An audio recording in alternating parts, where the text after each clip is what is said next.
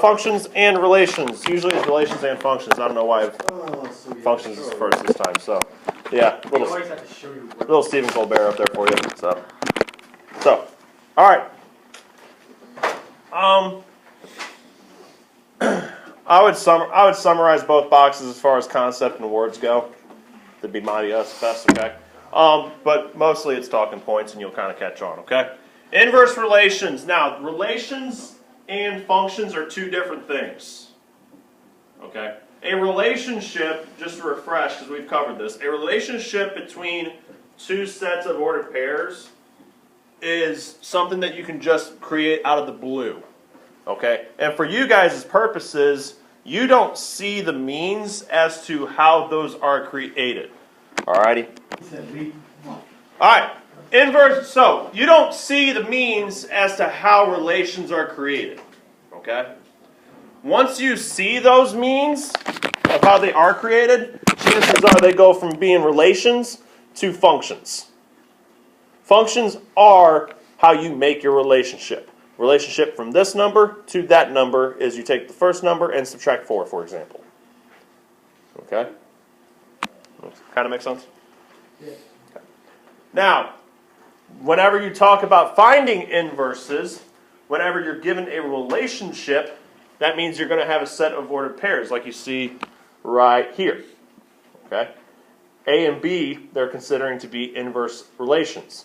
And if you summarize this top box real quick, you've read that two relations are inverse relations if and only if, whenever one relation contains the element AB, the other contains the element BA. So what happened from one to the other? You flipped it. You literally took the coordinate and you flipped it. That's it. Okay? If you look at the example, you can see set A, you have the 3 points, 1, 5, 2, 6, and 3, 7. If B is going to be A's inverse, that means B needs to have 5, 1, 6, 2, 7, 3. And by golly, look at that, it does. Okay? Makes sense on that. Now, once you move from relationships into functions, essentially it's the same thing. Okay? You're still essentially going to flip a number kind of deal. One will give you one number and then you do the other way and go backwards. Alright? Kind of the same deal, it's just a little different. So they give a nice example, a nice easy example to start this off with. Is you're saying the function f of x equals x minus 4. Okay? We're going to learn how to find that inverse of that function today. That's pretty much what today's about. But for this purpose, it tells you that the inverse of x minus 4 is x plus 4. Okay? Now, basically what you're doing from one to the next is undoing what you've already done. All right, Alexa? If it was like x times 4, would the inverse be x divided by 4? Yeah, more or less. Because you're undoing what you've done. So a times 4 would undivided by 4, exactly. So they give you evaluate f of 6. And they want you to like put it through the functions and see what happens. So you evaluate 6, you get 6 minus 4, which gives you 2. Okay, so that means 6, 2 is that point. And then you flip it around, you do 2 as your x, put it in through the inverse, 2 plus 4, by golly jeepers, it's 6. So you're undoing from 1 what you did before. That's how you know you're an inverse. That's the trick you guys are going to use to see if you are right. Okay, and we'll talk about that in a little bit. Okay, let's see if we can handle this. That is a very Okay, find the inverse of the following set of points. That set of points is 2, 3, negative 4, 8, 1, negative 3, 5, 5. To make the inverse of that relation, we flip the points. 3, 2. Dimitri, hit it. 3, 2. 8, negative 4. Negative 3, 1. 5, 5. You don't really have to put that. Oh, yes, you do. Don't make sure that first 5 is still in the first 5, okay? So if you do something special the way of writing that first 5, you better make sure you do the same special way of writing that second 5. And then if you write the second one normally, you better make sure it's normal there. But it's the same number.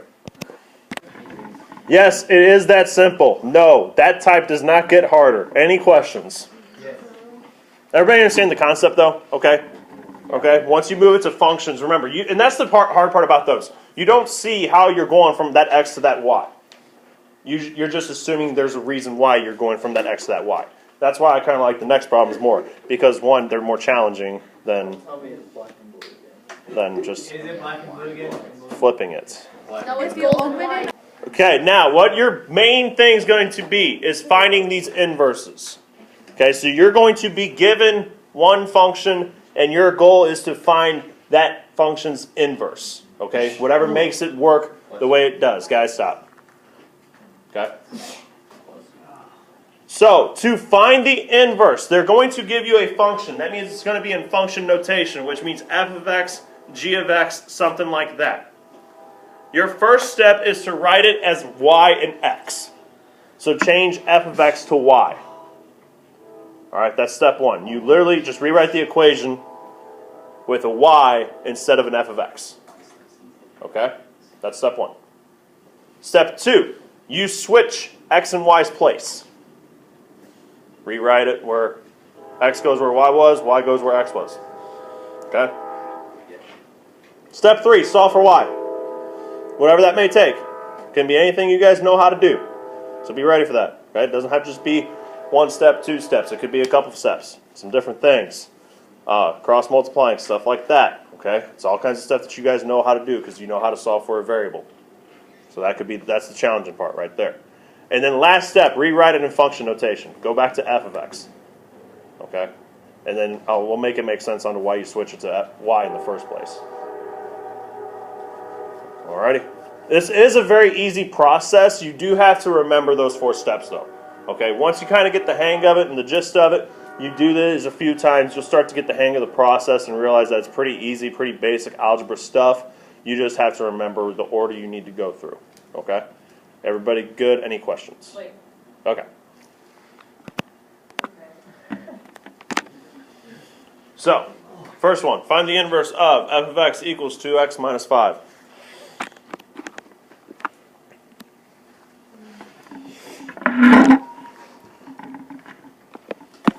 Step 1. Change f of x to y. Y equals 2x minus 5. Okay. Change f of x to y. Step 1. Everybody good? Okay. Step 2. Exchange x and y. X equals 2y minus 5. Here's the tricky part. It's not switch the terms places. Okay? It's not like you move 2x to the left and then just y to the right. You switch where x and y are. Okay? That is all you do. You just flip-flop x and y, that's it. Everything else stays the same. Okay? Step 3, solve for y. So, first step to do that's what? Get rid of x. No. Get rid of 5. Get rid of the 5. Add 5.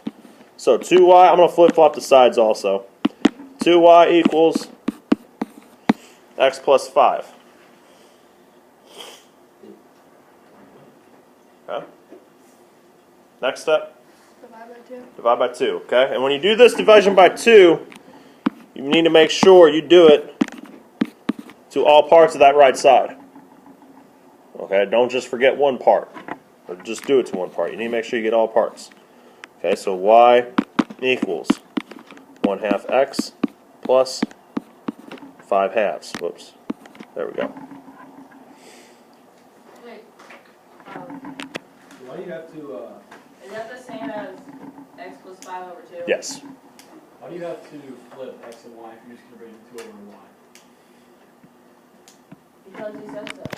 It's part of the... Last step, change from y to f of x. The only catch with this is this.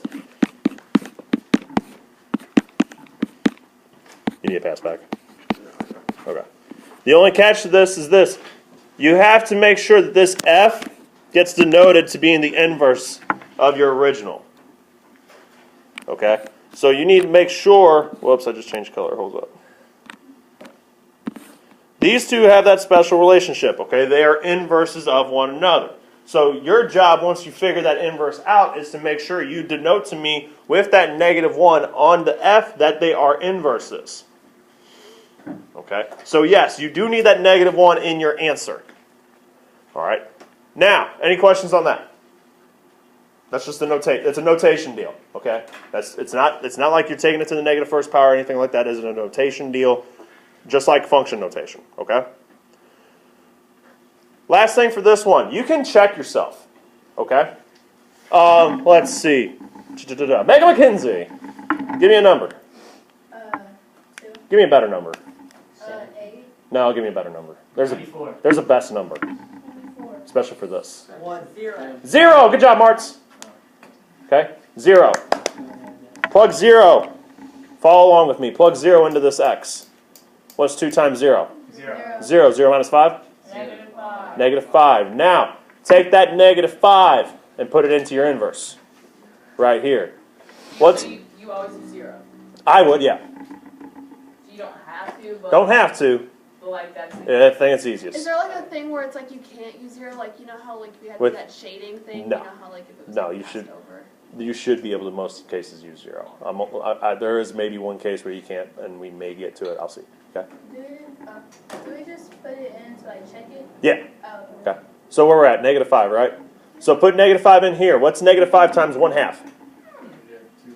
-2.5, also known as 2 and 1 half. 3 over 2. -5 halves. Okay? -5 halves plus +5 halves is 0. 0. Laney, what number did you give us? 0. What number we end with? 0. That's a good thing. Okay? That's a It good. always can end with 0? It'll always end with the number you start with, If it's right. if it's right. Yep. Yeah. Okay? You will always end with whatever number you start with. So if you want to pick 98.5, be my guest. Okay? Not really well suggested. Did you pick like 3.15, 1415? Yeah. Yeah. It would end up being that? Maybe not an unending decimal. I can't think of the right word. Like 3.2 repeating. Right. U pi. Yeah. Well, I don't know. I mean, you guys are getting way over technical and smart about it.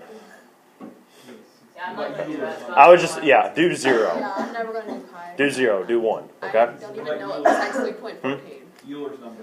Yeah. Euler's number, natural base E, stuff like that. What's that? That's What a, is Euler's number? 2 point something. step 1. F of x to y. Step 2. What is it? Square root. No. Switch. Switch. Switch x and y.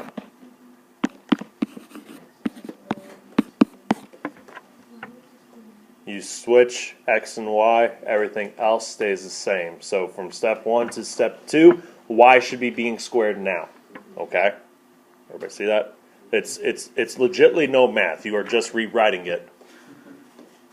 You're just rewriting it. End of story. Okay? You just switch it x and y at the end. Okay?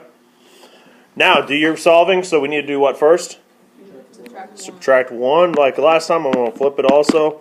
Just because I'm OCD about my variable I'm solving for being on the left. Okay? If you don't do that step, I'm not going to, take off or nothing like that. What's your next step? Ooh, hold up. Hold up.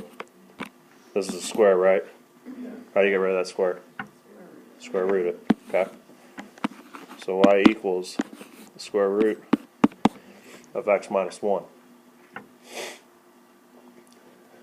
Okay. Wait, hold on. Last step, rewrite function notation. F -1 x equals square root x minus 1. Okay. It's a terrible equal sign. There we go. Okay. And once again, you can test any number you feel the need to. Be careful. This one's kind of where you come into play about different kinds of numbers. I think most of them should work though. Right? But it's an example like this. Once you get into square roots, especially if you start with a square root, that's when you need to be careful with the numbers you pick. because you need to make sure you can take the square root of that number. For instance, let's pretend we're going the other way, and we're starting with the square root up here. Okay? You probably don't want to pick 7. Because what happens with 7? 7 minus 1 is 6. Square root of 6 is something awful. And you don't want to try to figure out if that awful squared plus 1 is 7. Okay? So do like 26.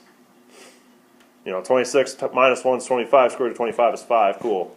Plug that in. Okay? So if you start with the square root, that's when you need to be careful about the numbers you pick because you want to do this fast. You don't want to sit there on your calculator and mess around with it for forever. Okay? So be cognizant of the numbers you're picking depending on the function that you're starting with. Yeah, I was confused because I used 0. All right, determine whether each pair of functions are inverse functions. So they give you 2 functions now. F of x equals 3x plus 9. G of x equals 1/3 x minus 3.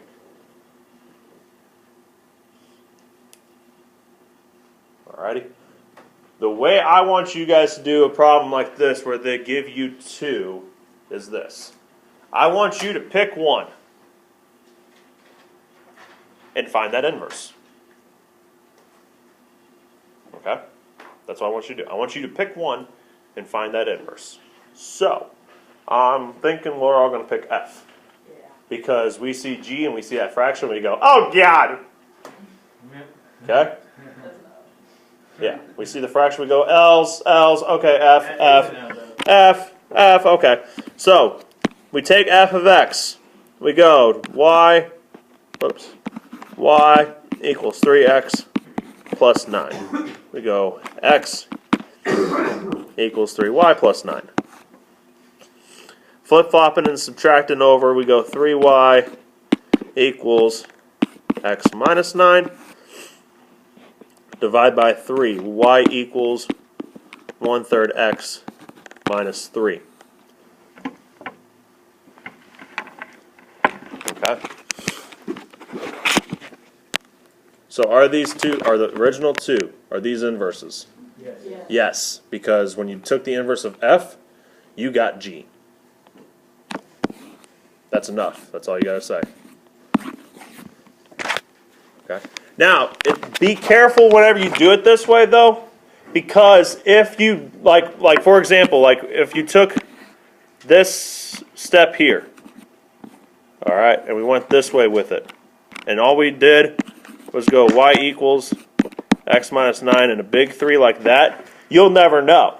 Or at least unless you think it through, you don't think it through, you'll never know. Okay? Because right now, these two aren't the same thing. That's where you have to kind of use your instincts and knowledge of stuff and know to split this off into 2. Hey, this is actually X over 3, which is the same as 1/3. This is minus 9 over 3, which is 3. Okay, these two are actually the same thing. That's my one fear about it this way, is that some of you are going to see this and then just say this is this and this ain't this and these two aren't inverses, when in fact they are. Okay? Even in this form, if I'm not mistaken, -3, 0.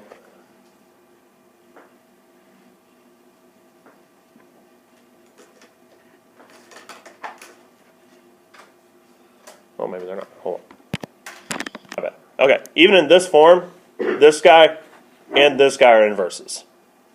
Okay, but since you can write this function like this or this and technically be right, then just checking your number won't make a difference. See what I'm saying?